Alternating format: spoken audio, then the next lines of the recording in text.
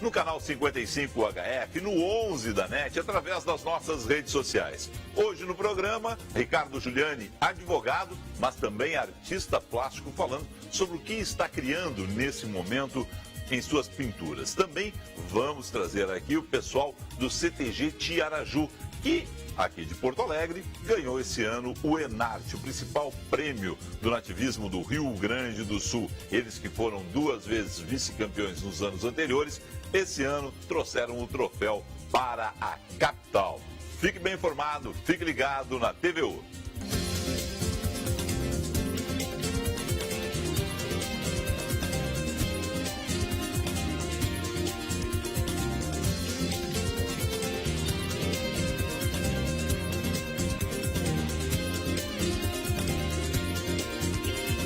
Ele é advogado, dá para dizer assim, já se aventurou pelas letras.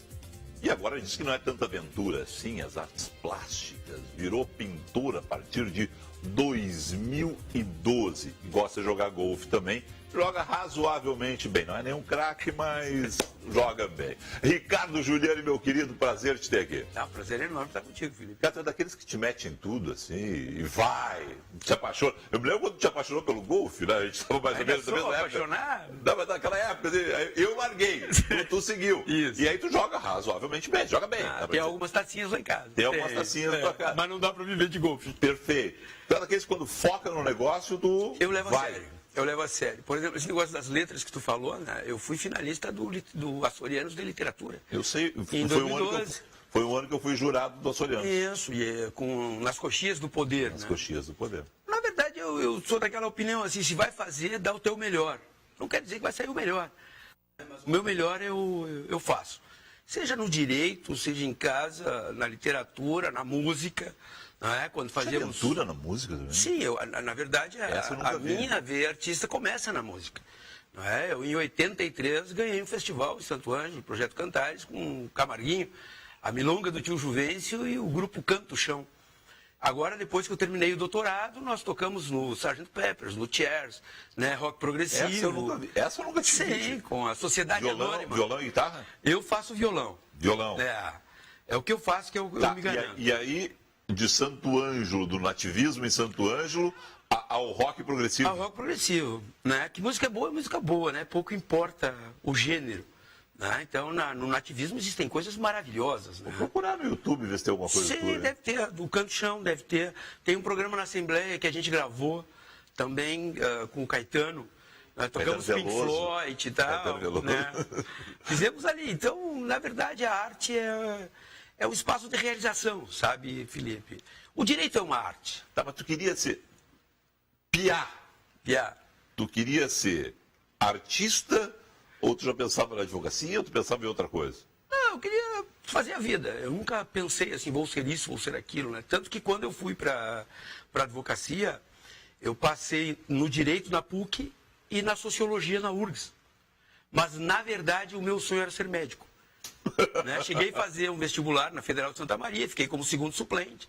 E depois, por essas agruras da vida, os meus 2 avós... Nunca mais voltou a fazer vestibular para medicina? Não. Por quê? Porque como eu já era casado, né, eu precisava que os meus avós me sustentassem. Eu tinha que parar de trabalhar, eu trabalho desde os 13 anos. A minha primeira carteira assinada foi na Carris Porto Alegrense, como aprendiz de mecânica. Né? Aí, quando eu faço vestibular, fico como segundo suplente na Federal de Santa Maria, eu peço para que os meus avós... né, bancassem a minha faculdade, que aí eu ia me preparar para o vestibular. E no mesmo ano morreram os 2, rapaz, em 85. Aí eu vim embora para Porto Alegre, nisso aí eu morava em Santa Maria, e faço vestibular para Sociologia na URGS e para Direito na PUC. É por isso que tu é um advogado tão metido na política assim? Cara, eu sou um advogado metido na política muito por conta da direita da minha família, entendeu? Meu pai e meu avô. Né? Meu avô era um libertador. Meu pai era da Arena. Partido Libertador, nesse caso. Isso. Não. Um cara de direita.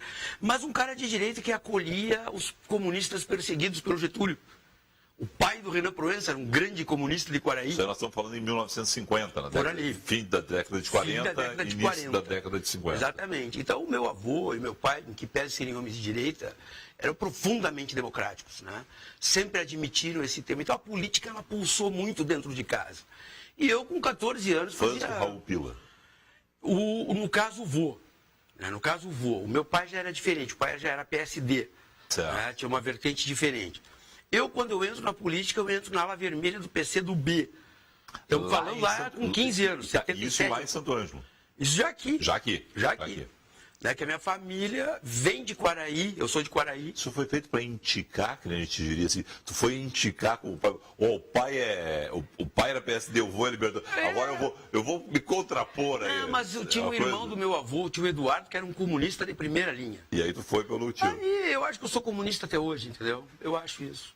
Ontem morreu um amigo meu, sabe? 94 anos, o seu Moisés Nikolaevski. Quando falamos a primeira vez, há uns 15 anos atrás, ele me pediu uma autorização.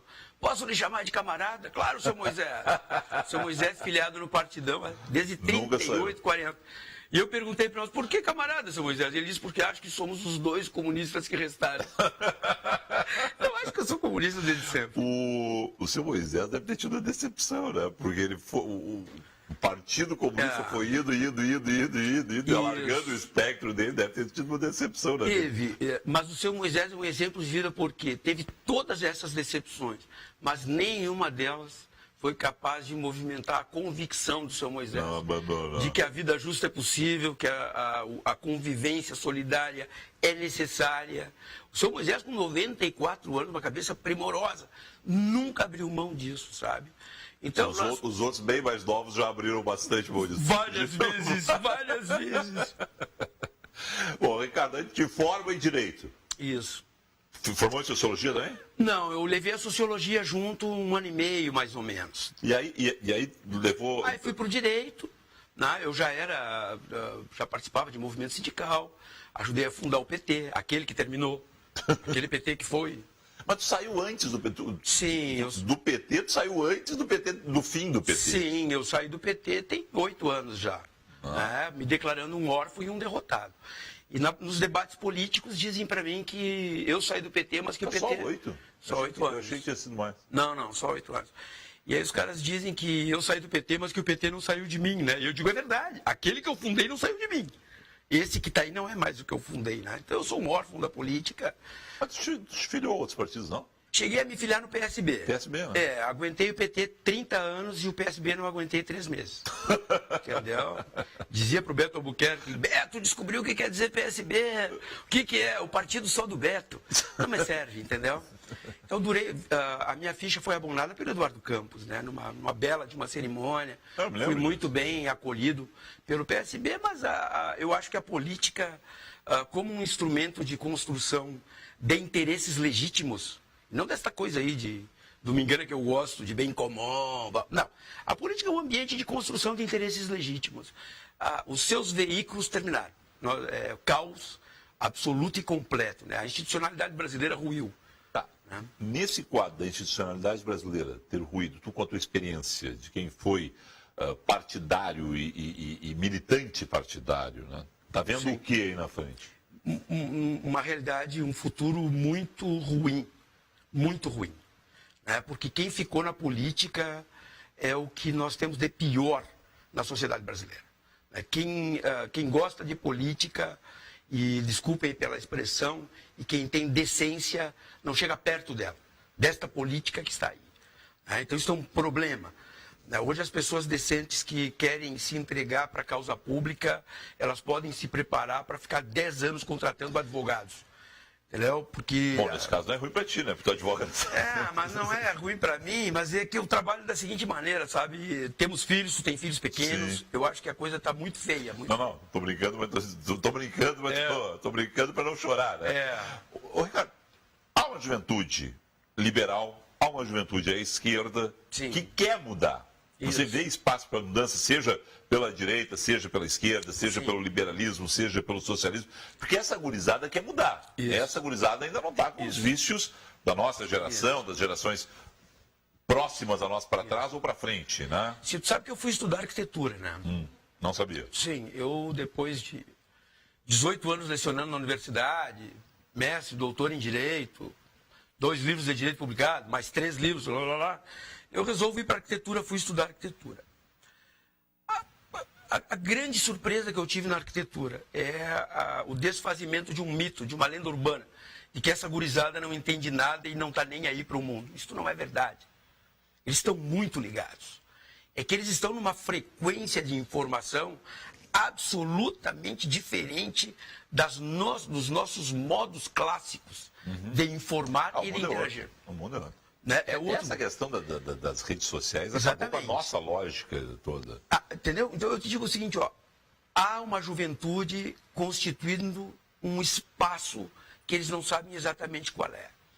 Existe uma crise violenta nestas tentativas que nós podemos verificar naquele povo de Nova York, no povo da Espanha, naquela juventude grega, na juventude que começaram um processo, interagiram com um modelo novo de trotskismo e implodiram.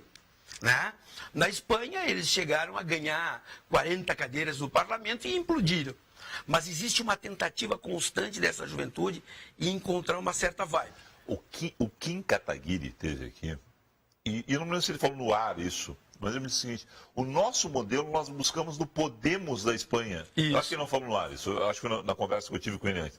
E ele falou assim: eu disse, mas Podemos na Espanha está à esquerda dele, sim, mas é a forma como se utiliza a rede social, Isso. a forma como se mobiliza a população é diferente hoje da nossa lógica. Felipe, eu poderia dizer assim, existe uma segunda mudança estrutural na esfera pública. A esfera pública é uma categoria habermasiana, que diz que a burguesia se juntava nas praças, nos teatros, nos cafés, para constituir as suas visões de mundo. Aí, no começo do século passado, existe uma primeira modificação na esfera pública, que é a mediatização desta construção de sonhos e projetos. Com esse evento de real time, de instantaneidade da informação, de uma aparente futilidade da informação, está havendo uma segunda modificação nessa esfera pública, que foi onde o Podemos se perdeu. Por quê? Porque ele faz um hibridismo, né, com o projeto de poder burguês dos 1700, com esse quase pós-moderno, que é o mundo das redes. Ali ele se perdeu. Por quê? Porque não soube criar os elementos de mediação institucional daquela base que tem um projeto político com a sua representação. Mas em algum momento essa formulação ela vai operar. Agora, veja o seguinte, o atraso brasileiro. Quando o Onix resolve trazer esse negócio, essa bobagem dessas 10 propostas aí do Ministério Público, e resolve responsabilizar o Ministério Público, o primeiro a querer sair fora é o Ministério Público. Então, veja, como existe um hiato no processo de representação legítima da sociedade, quando a institucionalidade, o Ministério Público, se recusa a dar respostas, satisfações, transparência a esta sociedade que ele diz representar. Este caos institucional, ele tende a produzir alguma coisa. O que eu digo? O caos organiza. Agora, o caos cobra um preço altíssimo, deixando muita gente pelo caminho. Eu quero saber quem fica.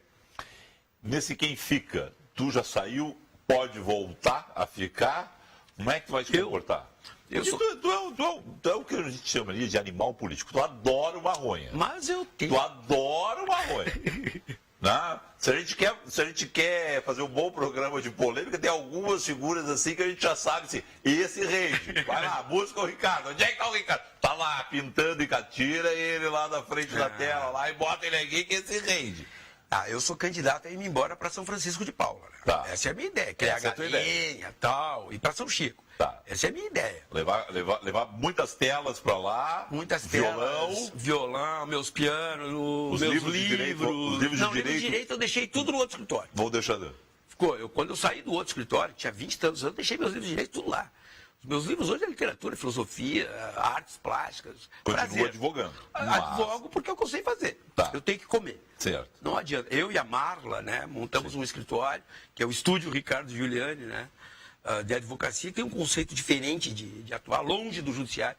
Quanto mais longe do judiciário, melhor para o meu cliente. Porque se eu entrar no judiciário, terminei, eu não sei o que vai acontecer. Está aí para todo mundo ver. Quem quiser ver, vai ver.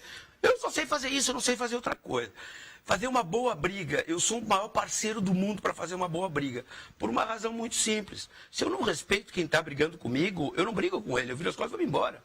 Então a boa briga é a briga que constrói. Eu sempre digo. Estou afim disso. Sabe que de vez em quando as pessoas assim, Felipe era um brigão. Era porque eu parei de brigar. A idade ensina algumas coisas. É verdade. A idade e os médicos cardiologistas, a pressão sobe. Então, calma, sabe? Algumas coisas. E eu sempre dizia a mesma coisa para quem trabalhava comigo, os mais jovens. Eu só brigo com quem eu amo. Com quem eu não brigar é porque eu tenho um desprezo pela pessoa. Sabe? Eu só brigo porque eu gosto da boa briga. É isso aí, eu faço assim. E cheguei num ponto de arrogância tal, Felipe, que convites para vir na televisão, no rádio, eu aceito, tipo, o teu. E de mais 2 ou 3. E não vou mais. Não vou mais. Porque assim, ó, eu cheguei a um ponto de tamanha arrogância que a idiotia me irrita. Sabe? A idiotia, a superficialidade me irrita. Uma pessoa que vem para um debate e é incapaz de se preparar para o debate, isso me incomoda. E eu estou ali para legitimar, sabe, a mediocridade. Bom, num mundo onde a mediocridade virou topo, né, nós temos problemas.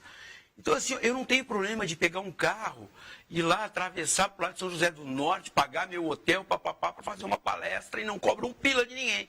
Porque eu acho que esse é o espaço que eu posso contribuir. Vou abrir o simpósio em Erechim, já fui 4, 5 vezes, vou com o maior prazer. 1.200 alunos, conversamos, damos risada, falamos sério. Construímos espaços que são espaços expressivos no sentido de construção de reflexão. Para isso eu sou parceiro sempre, até para brigar. Fora isso, eu procuro um meio de vida que nos permita viver Fora dignamente. isso, me deixa quieto com minhas telas. Não quero mais saber disso. Agora, se tu for olhar as minhas telas, tu vai ver que muitas coisas dessas eu digo ali. A gente vai começar a rodar aí Sim. imagens das suas telas, mas Certo. e tu pintando no processo criativo. Deixa eu fazer um corte aqui, porque senão nós vamos ficar falando de política e economia e coisa. E tu sabe que tempo em rádio e TV passa muito rápido. Exatamente. 2012 Certo. foi uma pancada que tu levou na vida e que te levou a Isso. procurar a pintura. Por que a pintura se tu era músico já, se tu tinha outras formas de te expressar? Uma razão bem simples, a minha mãe pintava, entendeu? Fazia aquelas pinturas de hobby. E eu, hiperativo, fazendo 10 coisas ao mesmo tempo, um dia ela pedi para a mãe, ô mãe, me empresta uma tinta para que eu possa ver, né? Para que eu possa ver o que eu vou fazer da vida. E aí comecei a trabalhar algumas coisas, a testar. Eu sou completamente autodidata. Eu nunca tinha feito um gatinho na vida, nunca. Aí com aquela experiência, aquele contato com a tinta, o óleo, né? O óleo é muito dinâmico, o óleo é algo... Tá, mas você já começou a pintar óleo. Sim, que era o que a mãe fazia. E ela tinha umas tintinhas a óleo. Aí depois eu fui pegando o lápis. Tá dizendo que tu é autodidata? Totalmente. 100%. Tu não foi estudar com ninguém, Não. professor com ninguém? Não, tudo autodidata. Livros. Tá, Livros, muita técnica, muito livro. E Era muita tua- cara de pau, né? Tá, e a tua mãe te passando algumas dicas ali, o que tu tinha visto, mas o que tu tinha visto dela ao longo da vida, ela pintando... Isso. Muita experiência. Eu sempre fui assim, nós sempre viajamos bastante. Toda vez que viajei, museus, eu adoro a expressão artística em todas as formas. Né? Então, muita memória, não é? E muita cara de pau. Em que sentido? No sentido de me mostrar. Eu nunca tive vergonha de mostrar o que eu fiz. E a outra é o seguinte, eu sempre tomei a crítica, como tudo na vida, como um elemento de construção. Então eu sempre recebi muito bem a crítica. O traço, olha como está infantil o teu traço, observa a situação, olha a composição, muita leitura. Ricardo, E muita eu sorte. fui numa né? exposição tua apenas, então eu não estou atualizado sobre o que estava fazendo. Me lembro que isso foi, eu acho, as primeiras, 3 anos atrás. Sim, né? sim. Mas depois eu acompanhei algumas coisas. Quer dizer, Sim. você foi... tu está hoje no Margues, a tua pintura... Está em diversos locais. Sim. Né? Foi a Montevidéu fazer uma exposição, né? Outros amigos foram. Quer dizer, tu está construindo uma carreira com 4 anos, partindo do zero mesmo. Eu vou te dizer o seguinte, se eu tivesse partido do zero, eu estava super feliz. A minha primeira exposição foi no Margues.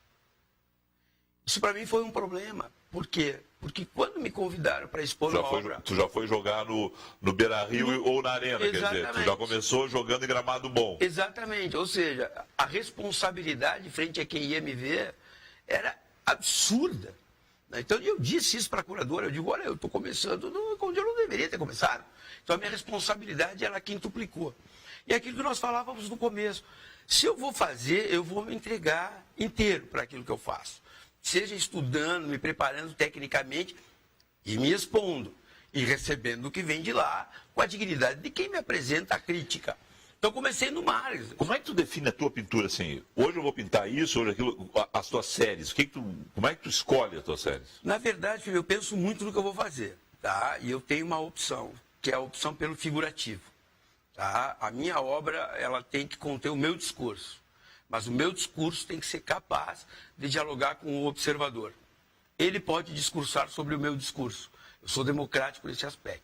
Então, se tu pegar, por exemplo, a chamada série Palhaçando, o palhaço é um ser paradoxal. Que por sinal, agora ganha uma nova... Como a gente definiu isso aqui, é uma nova... Eu disse que se fosse internet, seria plataforma. Isso. Como é que a gente disse? Uma aplicação. Uma aplicação. Né? A Jump, Não, né? A Maison Jump... Ele vai ficar bravo agora. Não, vamos lá. Ele é o Romero Brito agora. Ele fica bravo. Vou ficar bravo. Mas eu ia ficar bravo cheio de dinheiro, né? Não. O cara tá ganhando muito. Né? Esse tá... Não, mas não é isso. Não, eu só sou artista, não tô ganhando. Tu tá levando para outro.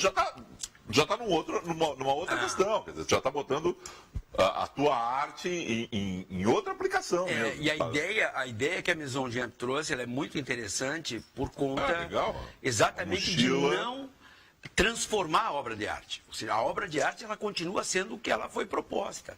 De uma maneira a interagir com outros tipos de arte, que é a moda, né? A moda é arte mesmo.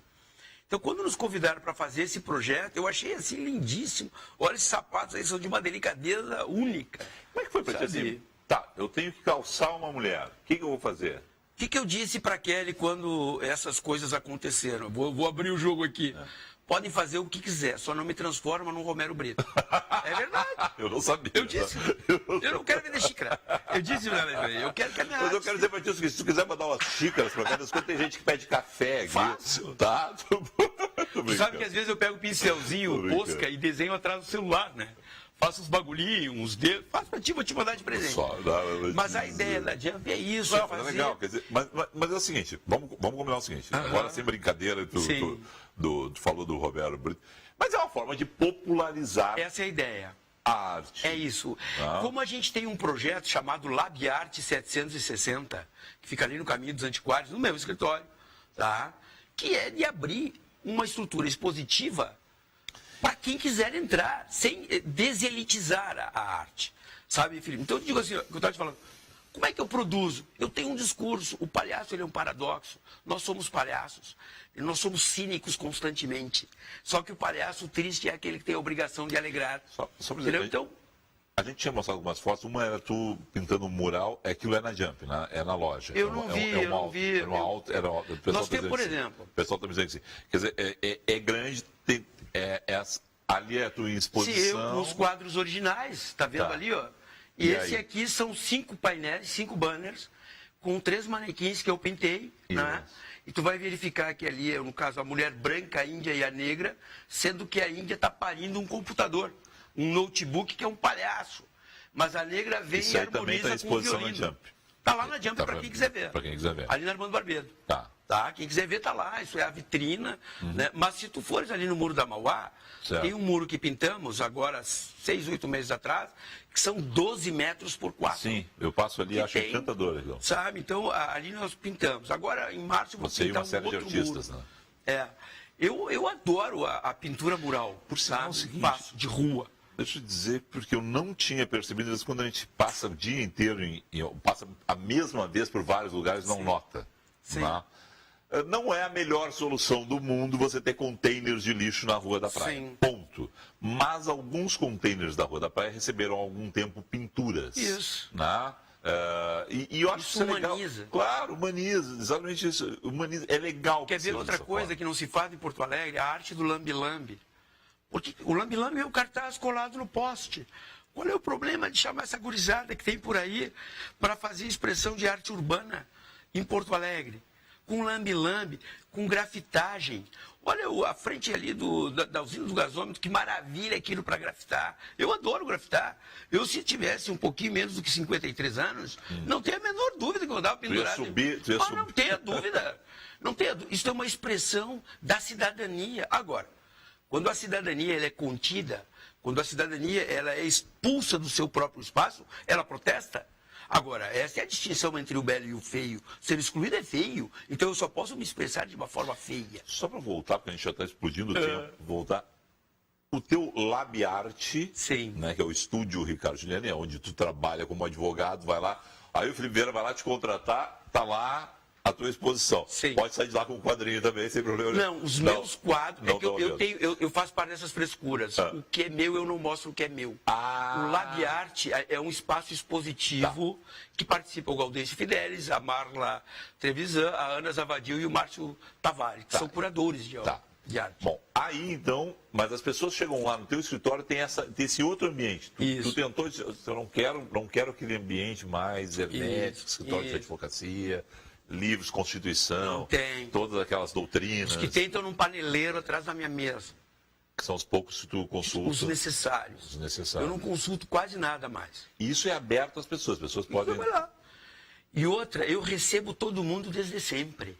Mesmo no meu antigo escritório, que era um meio andar de um edifício, na minha sala tinha meus violões, meus troços. A minha vida é isso. Né? A minha vida não é advocacia. A advocacia também é minha vida. Né? E lá no Labiarte, no estúdio Ricardo Juliani, que tem o estúdio jurídico e o estúdio de criação, ele é aberto para quem chegar. Evidentemente que eu sou um cara responsável. Se eu vou te atender, eu vou te atender. Não vai chegar e vai entrando. Também não é assim. Sim, claro. Né? Um espaço de responsabilidade. Agora, há um déficit de inteligência, sabe, na nossa sociedade, que de alguma maneira nós precisamos interagir. E a inteligência não é só a inteligência racional, é a inteligência afetiva. Então, quando tu chega num escritório da advocacia, tu não pode te sentir oprimido por aquele palavrório inútil que nós advogados temos o hábito de falar, que ninguém nos entende. O juridiquês. Aquela coisa insossa, sabe, Felipe? Então, eu acho que a obra de arte... que isso está mudando, né, cara? Eu acho que a gurizada... Pior que não, cara. É mesmo? Eu fiquei 18 anos na universidade e está piorando. Sabe por quê? Porque o palavrório, ele esconde quem tu realmente é. Não, o cara começa com muita doutrina. Muita data bem, deu, né? Eu já faço assim, ó. Medo. Mas eu quero dizer assim, ó, o trabalho da Jump me gratificou muito. Sabe, tanto a mochila, a camiseta, que ela é costurada, sabe, ela é aplicada sobre o tecido, isso aí não é uma estampa. Não, o chique é o seguinte, rapaz, depois eu levantei... E ela é seriada, né? Pois é, rapaz. Olha ali, tu vai ver que tem o número dela, tem a série dela e o número da camiseta. Existem só 10 de cada. Você vai andar com uma obra de arte assinada... Única. Única. Existem 10 camisetas de cada série. Existe, as mochilas, se não me engano, são 6 ou 8 de cada série. Legal. E os sapatos são protótipos. Ou seja, não tem nada a ver com o Roberto Brito mesmo, porque esse é a roda. Nem grana. Vai, isso que eu queria. Precisava. Queridão, sempre é bom falar contigo. Só me diz o seguinte, qual é a próxima? O que tu já está montando em termos de exposição? É o seguinte, o ano que vem, agora, dia 16 de janeiro... Eu sabia que ele tinha uma guardada na manga, então não, mas essa é a mais legal de todas. 16 de janeiro. Entre 16 de janeiro e 17 de fevereiro, eu faço uma exposição individual no Congresso Nacional. Mas essa é difícil eu ir. Não, mas sabe o que é o legal disso? Isso é uma seleção que é feita por edital público, por uma comissão curatorial, e são escolhidos 8 brasileiros. E eu sou um dos 8 escolhidos por essa comissão curatorial para usar o salão do Congresso Nacional para fazer uma exposição individual. Então agora, no 16 de janeiro a 17 de fevereiro, nós vamos estar com a exposição Transaparente. Transaparente. É onde eu trago a colagem sobre raio-x, trago o desenho e trago a palavra posta dentro da obra de arte. Então, existe um quadro, por exemplo, que tem 1,30 m por 6 metros de largura, onde tu pode ficar um dia ali te descobrindo. Vem desde o exame médico, passando pelo raio-x, passando pelo desenho a grafite, o desenho a nanquim, a pichação. Então, esta exposição Transaparente vai estar em Brasília e eu sou o único gaúcho, não é, que fui escolhido nesse ano para participar. Não, fiquei muito feliz. Ando atrás de um óculos escuro para ver se eu viro celebridade, mas não vai precisar. Parabéns. Estou feliz. Quem for ao Congresso, portanto, 16 de janeiro, 17 de fevereiro, estará lá. Isso. A exposição do Ricardo, com mais 7 brasileiros selecionados em todo o país, né? no espaço. Vai ser se eu não me falha a memória, tem um museu, tem um salão de artes lá. Tem um salão de artes, tem. Se eu não me engano, eu não sei direito. Tem uma galeria. Tem uma galeria no Congresso Nacional. Tem uma galeria no Congresso Nacional. É ali. São 8 brasileiros, eu sou o último a expor. Já houve 7 exposições. Ah, não, então é só a tua. Só eu. É uma individual, só minha. Só a tua. Não, eu estou honradíssimo.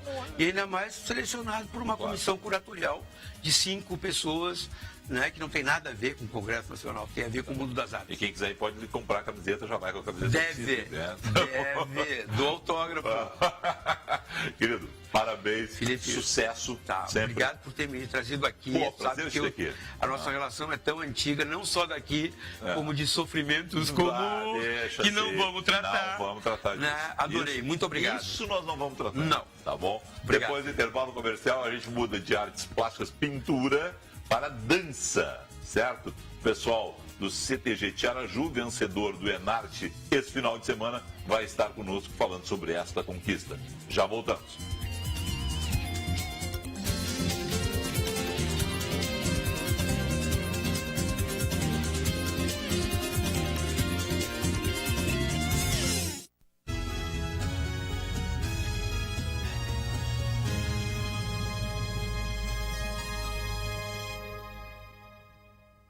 Você precisa dar novos ares ao seu ambiente.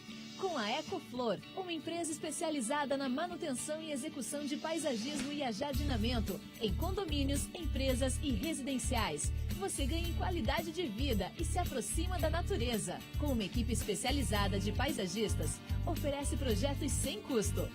Faça já seu orçamento. Ligue 3266-2025 ou acesse ecoflorpaisagismo.com.br. Investir em saúde é garantir qualidade de vida. Desde 1983, a Porto Alegre Clínicas oferece planos de saúde ambulatoriais, hospitalares e odontológicos e medicina do trabalho com profissionais capacitados, tecnologia de ponta e atendimento diferenciado. São serviços de excelência prestados para a segurança do funcionário, o sucesso da empresa e a tranquilidade da família.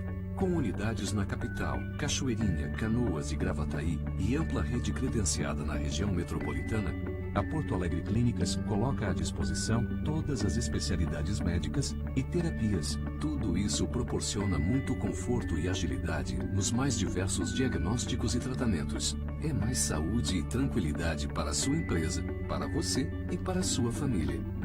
Porto Alegre Clínicas. Soluções completas em saúde. Espalhe sua marca através da nova TV dos Gaúchos e revolucione os teus negócios. TVU, a TV que te faz crescer.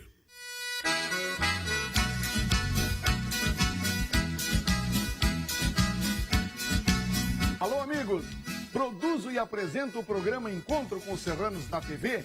Agora em Porto Alegre, o programa irá ao ar na nova TV dos Gaúchos, a TV Urbana, canal 55, UHF e também o 11 da NET. Todos os domingos, a partir do meio-dia, espero vocês de mate pronto. Música dos Serranos, diversas atrações e ainda música dos nossos artistas convidados. Olá, eu estou na TVU. Todos os dias você tem um encontro marcado, de domingo a sextas-feiras, para passar a tarde, tomar um café. O seu final de tarde, com personalidades do mundo da notícia, estão aqui na TVU, comigo e com você. O encontro já está marcado, 6 horas da tarde, de domingo a sexta-feira, aqui no 55 aberto e 11 da NET. Eu espero por você. Se deslocar de automóvel, deixe o veículo em um estacionamento seguro. Nunca deixe objetos de valor no interior do veículo. Brigada Militar, a força da comunidade. Venha conhecer a Galeteria Sbardelotto, um dos mais tradicionais restaurantes italianos de Porto Alegre. Experimente as delícias do seu rodízio de massas e carnes, buffet de saladas e sobremesas que vão surpreender seu paladar. Agora com as novidades do vazio ao molho de mostarda, bife à parmegiana, risoto de frango e panquecas de chocolate. Na Plínio Brasil Milano 1669. Acesse galeteriaesbardelotto.com.br. Modernidade e requinte são com os móveis da Toque Glass. Móveis para alta decoração com ampla linha de mesas de jantar, aparadores, mesas de centro, bufês e outros, revestidos em espelho ou cristais coloridos. Venha conferir nossos preços especiais direto de fábrica. Toque Glass. Qualidade, design e sofisticação em móveis para seus ambientes. Acesse nosso site toqueglass.com.br.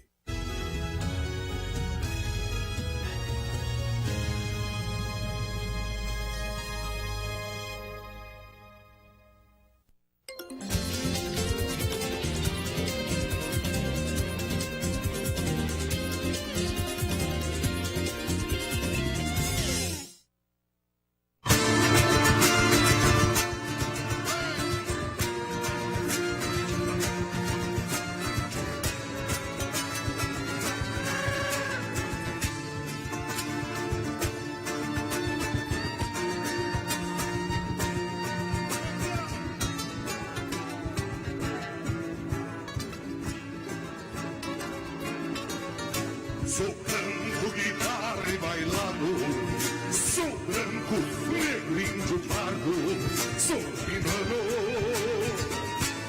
eu sou sangue e alma latina, sou lamento de Andaluzia, sou a lenda, sou de Arajó. Essa mensagem, nesta alegre viagem, sou latino, informação. Trago os olhos a imagem e o verde das paisagens, meu lugar, meu lar e nação.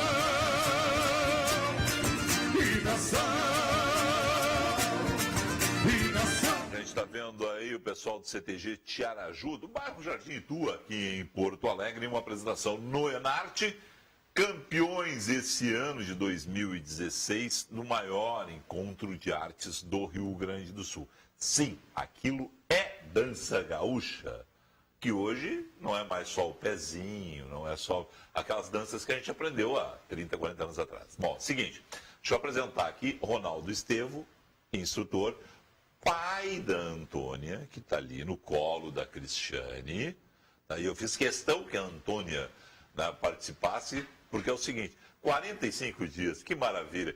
Vai aprender com o pai e a mãe a dançar muito. E o Tiago também está conosco aqui esta noite para conversar um pouco a respeito dessa vitória. Depois de bater 3 vezes na trave, vice-campeão da Enarte, foi 4º lugar, foi 3º lugar, finalmente 2016, o CTG Tiaraju trouxe para Porto Alegre o título. Qual o significado disso para vocês, Ronaldo? Parabéns pela conquista, prazer te ter aqui. Obrigado, boa noite a todos.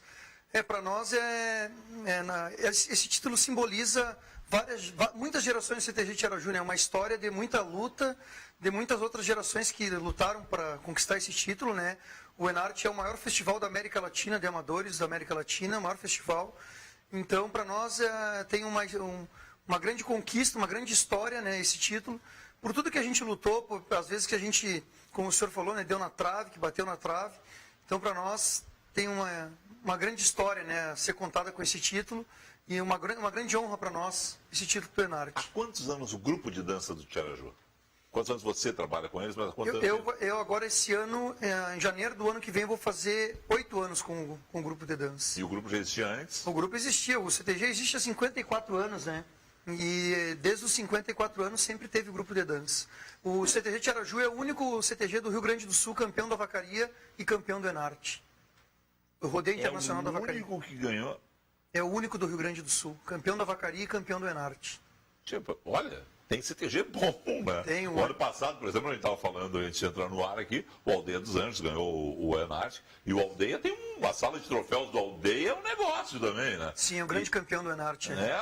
E não estou errado, né? Não, com certeza. Então vocês, em Porto Alegre, o único CTG que ganhou os 2 principais concursos. No Rio Grande do Sul, o único CTG que ganhou a vacaria e e o Enarte. Como é que é fazer coreografia para música gaúcha? Quer dizer, a gente pensa sempre lá no Paixão Cortes e toda pesquisa que ele fez de folclore das danças portuguesas, moçambicas, toda aquela história, né? Mas como é que é hoje? Porque as coreografias hoje são muito diferentes, né? Dá para criar muito. Como é que é isso? Sim, o Enarte, o concurso em si, ele é diretamente em cima das danças tradicionais. Nós temos 25 danças no livro de danças tradicionais do MTG, e ele é avaliado em alguns quesitos, né? 5 quesitos no mínimo: música, harmonia, correção, interpretação, indumentária, todo o concurso, e ele é avaliado diretamente na dança tradicional. Como nós temos um tema de abertura, uma coreografia para entrada e uma para saída, hoje no nosso cenário da dança, no Enarte principalmente, a gente cria uma proposta, uma temática, onde a gente vai contar uma história, ou a gente vai contar a história do CTG, ou vai contar um personagem, né? Geralmente com influência na história do Rio Grande do Sul, geralmente, e a gente vai compor em cima dessa temática todo um contexto de apresentação. Há um enredo que... Vamos... Eu acho que o pessoal está mais familiarizado. Há uma escola de samba tem um samba enredo. Um grupo de dança que vai participar do Enarte tem um enredo. Quer dizer, tem início, meio e fim. Tem que contar essa história durante aquela apresentação. As pessoas têm que visualizarem isso. Os avaliadores, eles vão, no momento do julgamento ou da avaliação, eles estão focados na dança tradicional. É premiado entrada e saída, mas para eleger o campeão do Enarte, a temática não influencia nas danças tradicionais. Mas hoje todos os grupos, eles abordam uma temática para ter uma contextualização no palco, para as pessoas que estão na arquibancada, para as pessoas que estão assistindo, entenderem o que eles estão contando. Que aí eles agregam com as danças, e aí tem início, meio e fim a apresentação. Tem movimentos obrigatórios? Nas danças tradicionais, a gente tem uma coreografia em 25 danças, a descrição é igual para todos os grupos. A correção coreográfica, ela tem uma descrição. Agora, a forma interpretativa da dança, a maneira de execução, as características de acordo com o traje, com a temática, aí é característica de cada grupo. Tem a influência regional, tem a influência da cidade, tem a influência do próprio grupo, a caracterização do grupo.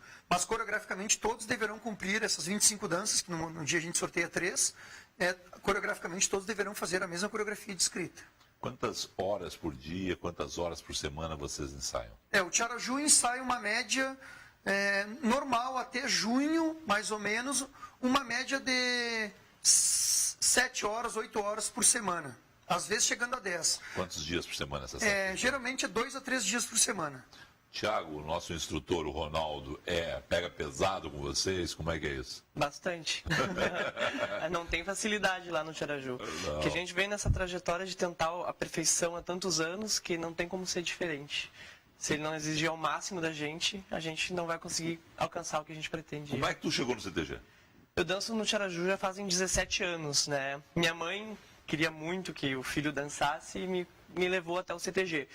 A partir de lá, desde o começo, eu me apaixonei, né? Me apaixonei pela dança, pelos amigos. Eu tenho 26. Chegou 9, portanto. Exatamente. Tinha 9 anos. E eu me apaixonei pela convivência, pelas pessoas, pelas amizades, pela dança tradicional. Até que eu cheguei lá nós temos várias invernadas, né? Da Mirim, Juvenil, até chegar na invernada adulta, onde eu me deparei com esse objetivo que já era percorrido pelo nosso CTG há praticamente 30 anos, que é a mesma idade do festival, né? Que é alcançar esse título. E aí eu me apaixonei por essa busca. Agora, isso é legal. Qual a idade mínima hoje para entrar em um grupo de dança do Tiaraju? O pessoal Mirim está entrando com quantos anos? A categoria Mirim funciona, não tem idade mínima, mas o máximo dela é quando completar 13 anos, ele passa para juvenil. Tá, mas Piazito lá, o mais novinho, vocês têm uma ideia? A gente tem dançarinos com 4 anos, 5 anos, isso né? É muito nossa legal. Escolinha. Até 3 anos 3 a gente anos. tem. A gente forma uma escolinha porque a gente sabe que o CTG ele agrega muito a família. A família, né? O movimento tradicionalista, a ideia da filosofia do movimento é a gente agregar a família. Então, geralmente alguém que é do adulto já tem um filho que está no pré-mirim ou na escolinha, Então a ideia é agregar essas crianças que é o futuro do CTG, não só na dança, mas em todos os outros segmentos, né? Na declamação, no canto, no cultivo da tradição mesmo, com certeza. O único troféu de campeão de vocês foi da dança? Teve alguma outra? Esse ano nós tivemos a felicidade, né, de ser campeão do Desafio Farroupilha, da RBS TV. Não, mas no Enarte? No Enarte, sim. Esse ano a gente ganhou somente dança tradicional. Somente, né? Somente, até parece que foi pouco. Desafio Farroupilha da RBS TV, quem mais? Ganhamos, esse ano a gente participou dos maiores rodeios do Rio Grande do Sul, onde o Tiaraju vem sempre muito bem colocado, bem representado. A peleia é complicada, né, Tia? O nosso cenário... É Grenal, né? É você... Quantos tem ali no grupo de elite? Ali? Tem uns 10 CTGs ali que é tudo no mesmo nível, né? Hoje o concurso ele é um concurso muito difícil, né? Os 5 primeiros, digamos assim, todos têm grandes trabalhos. Mas quando as notas, como eu digo, afunilam lá para os 5 primeiros, as coisas são muito definidas no detalhe. Porque hoje tem uma performance, um trabalho de alto nível. Então, um detalhe pode fazer uma grande diferença no resultado, né? Então, nós temos bons CTGs, grandes grupos no estado que buscam o título, né? Só que como tem uma classificatória e entra só os 5, né, para premiação... E para definir o campeão é muito no detalhe mesmo. A classificatória anterior, qual é o funil? É de quantos para os 5? O Enarte ele começa nas fases regionais lá em julho. Sim, mas na final. Na final são 40 grupos. Na sexta-feira à noite começa. Nas classificatórias é todo mundo que tem, quer dizer, vai todo mundo. 40 grupos. Aí passam 20 para o domingo, e aí inicia às 9 da manhã no domingo e dança os 20 grupos para sair os 5 primeiros e o campeão do Enarte. Avaliado mais ou menos por uns 30 avaliadores ao total. Como é que é trabalhar o grupo o ano inteiro para manter o foco, cara? Porque o sangue no olho não pode falhar em nenhum momento, mas o sangue no olho é o Enarte. Como é que faz? Bom, gente, é faca nos dentes, é o Enarte. O Tiaraju sempre teve a busca pelo Enarte, mas quando nós assumimos o trabalho lá, que a gente trabalha numa grande equipe, numa grande família, não sou somente eu que faço o trabalho, a gente tem uma grande equipe mesmo. Nós criamos uma filosofia de fazer o trabalho, qualquer apresentação, qualquer coisa que o Tiaraju fosse fazer, a gente teria que apresentar com excelência. E aí a gente criou um hábito de fazer isso a cada mês, a cada concurso, a cada rodeio, a gente ia aprimorando essa excelência. A gente não se propõe a fazer nada lá que a gente não vai fazer bem feito. E o grupo assumiu esse espírito. Grupo, CTG, toda a estrutura. E aí... vai culminando para chegar no Enarte e a gente ter o produto final do ano, digamos assim, né?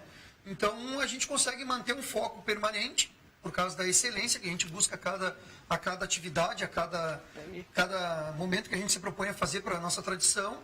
Então, chega lá no Enarte, a gente acredita que é uma consequência do ano. Né? Vamos ver mais uma apresentação deles no Enarte 2016.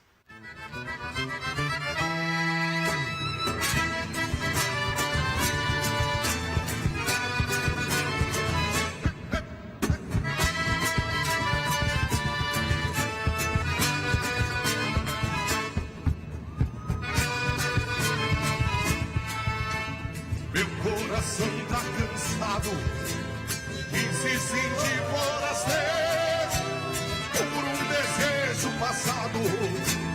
Anda batendo ligeiro, ligeiro.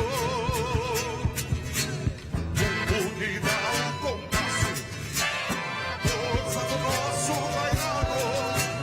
Meu coração sai do peito pra ser mais um. Ao teu lado, Ligueiro, Ligueiro, canto, dança e emoção. Ligueiro, Ligueiro, meu Ligueiro, obrigado. Ligueiro, Ligueiro, canto, dança e emoção. Ligueiro, Ligueiro, meu Ligueiro, coração.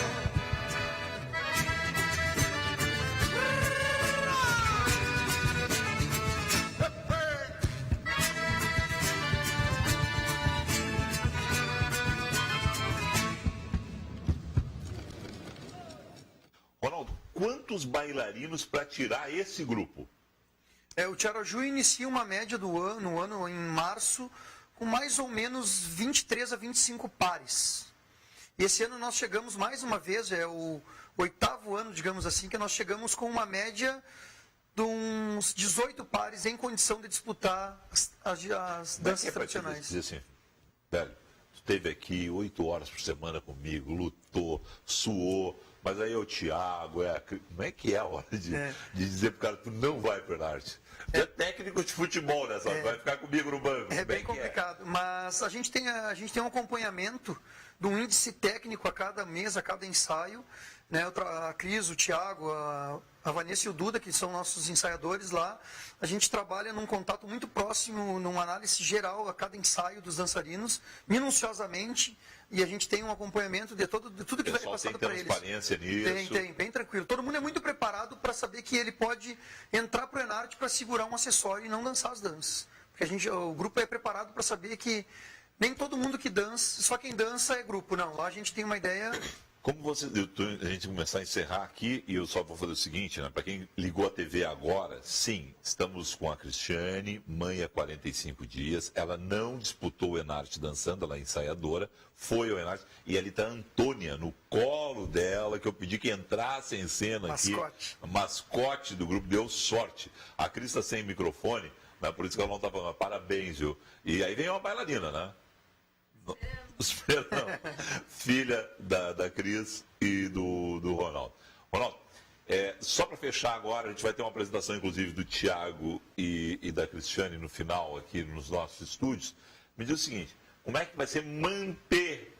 Porque agora é o seguinte, velho, tu tem que ir pro bi, já foi trivice, agora a obrigação. Agora é todo mundo caçando vocês, querendo tirar de vocês. Como é que é agora? É mais difícil?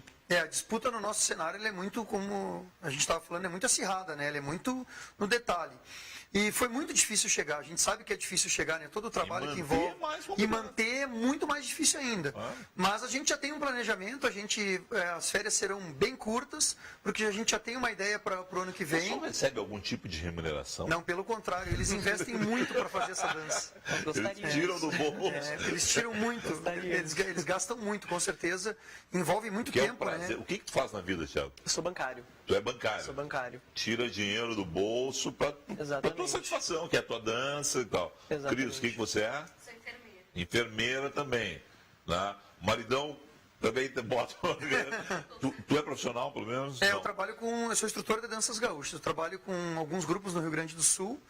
Tu não é exclusivo do Thiago? Não, eu trabalho com outros grupos também, em outras categorias também. O nosso Chiru, por exemplo, lá é bicampeão estadual de danças tradicionais, que é uma categoria acima dos 50 anos, né? Então a gente também trabalha com outras categorias. E eu e o Thiaguinho, nós trabalhamos no juvenil, então a gente tem o pessoal, todo o grupo adulto é envolvido com todas as categorias, né, para desenvolver o CTG.